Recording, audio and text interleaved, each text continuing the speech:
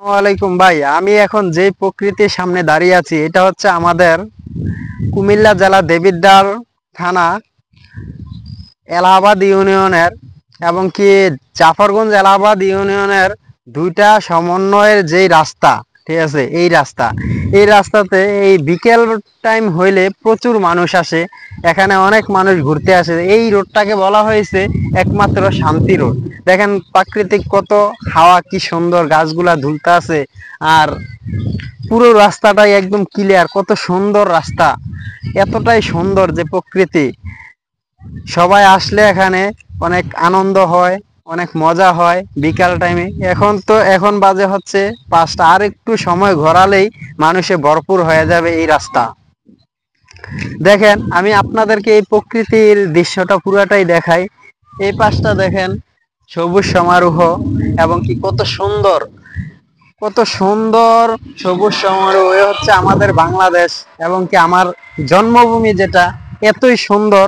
কিন্তু মানুষ যদি গ্রামে না আসে তাহলে এটা বুঝতেই পারবে না যে প্রকৃতি কত সুন্দর, গ্রামের প্রকৃতি কত সুন্দর। শহরে মানুষ থাকে কিন্তু আবদ্ধ এবং কি বদ্ধ, দুটা ইয়াতেই মানুষ থাকে শহরে।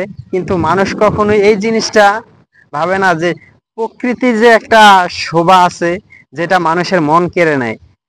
শহর থেকে গ্রামে মানুষ আসলে শহরে যাইতে চায় না, কারণ যারা প্রকৃতিকে ভালোবাসে তারাই গ্রামে থাকতে চায়, বেশি সময় কাটাতে চায়। কারণ গ্রামের প্রকৃতির সাথে মানুষের অন্তরের একটা মিল থাকে, শরীর সুস্থতার একটা মিল থাকে। তো এই কারণে আমরা গ্রামের প্রকৃতিকে ভালোবাসি।